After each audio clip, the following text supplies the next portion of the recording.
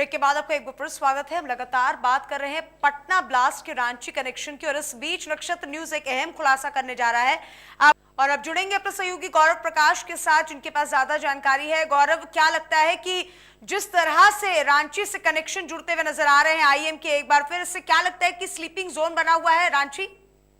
इस बात का खुलासा पहले ही किया जा चुका है कि जो रांची है, रांची समेत पूरा झारखंड को स्लीपिंग जोन के रूप में देखा जा रहा है। आतंकी यहाँ आते हैं, उसके बाद यहाँ पर अपने योजना को अमली जला बनाते हैं, उसके फरार हो जाते हैं। तो कहीं ना कहीं ये पूरा क्षेत्र जो झारखंड है वो स्लीपिंग सेल के रूप में देखा जा रहा है। इस बात को लेकर पुलिस मुख्यालय भी अलर्ट है, लगातार दबिश भी बनाई जाती है। अगर जो इनपुट्स मिलते हैं पुलिस को, उस पर कार्रवाई भी की जाती है। लेकिन जिस तरह से रांची से 4 युवक का नाम सामने आ रहा है, जिसकी एक की मौत हो गई है, और उन 4 युवक का कनेक्शन रांची से है, धुरवा थाना क्षेत्र से ओटीसी जो गांव है उस जगह से उसका संपर्क बताया जा रहा है। तो पुलिस प्रशासन के लिए सबसे बड़ी चुनौती है कि आखिर पुलिस को अहम जानकारी क्यों नहीं हाथ लगी, क्योंकि काफी दिनों से वहां लोग रह रहे थे, वहां पर बैठकें होती थी और लोग वहां मिलकर वहां से योजनाएं बनाई हैं। तो कहीं ना कहीं पुलिस प्रशासन के लिए समेत ये पूरे प्रशासन के लिए चुनौती है कि आखिर वो इनपुट्स पुलिस के पास क्यों नहीं पहुंची। इस पर काम किया जा रहा है। लेकिन अभी जो सबसे अहम बात सामने आ रही है, जो हमारे पास जानकारी आई है कि एनआईए की टीम जो है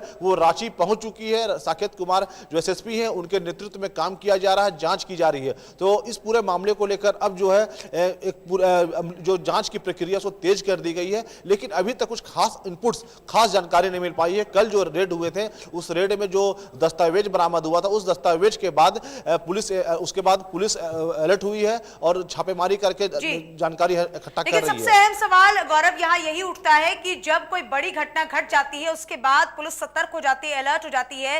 क्या इससे पहले अगर अलर्ट हो जाती तो क्या इतनी बड़ी क्षति नहीं झेलनी पड़ती?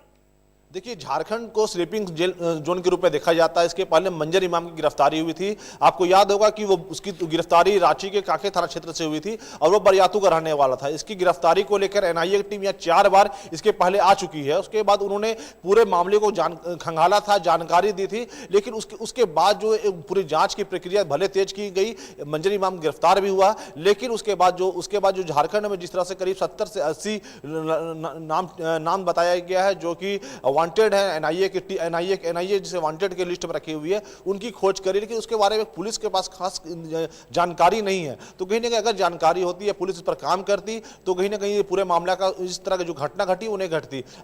इससे सबसे अहम बात है कि अभी भी यहाँ पर आतंकवाद विरोधी दस्ता का गठन नहीं हुआ है। यहाँ से लगातार आतंकी गिरफ्तार होते हैं, लगातार उनका नाम सामने आता है, सुर्खियों में रहते हैं। लेकिन इस तरह जो स्क्वाड की गठन की बात की जाती है, उन्हें की गई है।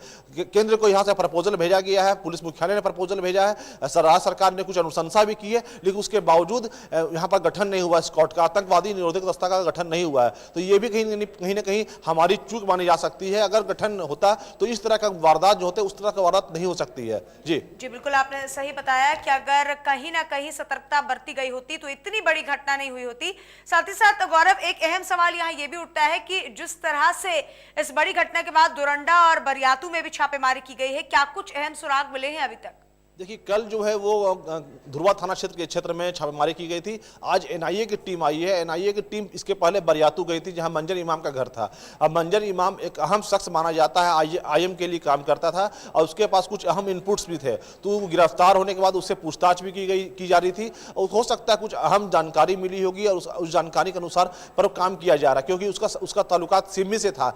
सिमी एक प्रतिबंधित संगठन है और उसके बारे में कहा जाता था कि वो धार्मिक प्रचार प्रसार में लगा रहता था। और अभी जो इम्तियाज की गिरफ्तारी, इम्तियाज जो पटना पुलिस की गिरफ्त में है, उसके बारे में भी कहा जा रहा है कि वो धार्मिक कामों में लगा रहता था और वो धर्म को बढ़ाने के लिए काम करता था। तो कहीं ना कहीं उसका भी संपर्क जो है वो सिमी से बताया जा रहा है। और अब उसका संपर्क जो है आईएम से जुटता नजर आ रहा है। और इसमें सबसे अहम बात यह भी है कि 3 अन्य लोग भी जो हैं वो जुटे हुए हैं इसके साथ। तो कुल मिलाकर 4 लड़के के नाम आ रहे हैं, 4 युवक का नाम आ रहा है जो संदिग्ध बताए जा रहे हैं और सभी धुरवा थाना क्षेत्र के रहने वाले हैं। उन 4 के ऊपर रेकी की जा रही है। इसमें एक की मौत हो चुकी है और 1 गिरफ्तार है, 2 फरार अभी भी है। तो दोनों पर रेकी की जा रही है कि आखिर उनका संबंध किनसे था, उनके परिवार की स्थिति क्या है, उनके पास किस तरह से पैसे आते थे, सारे बात का खंगाला जा रहा है। लेकिन अभी तक कुछ खुलासा नहीं किया गया। हाँ, रांची पुलिस अवश्य ही खुलासा कर दिया कि तार जो है वो झारखंड से जुटे हुए हैं। अब झारखंड से तार जुटने के बाद क्या क्या इनपुट्स मिले उसकी जानकारी नहीं दी जा रही, क्योंकि ये काफी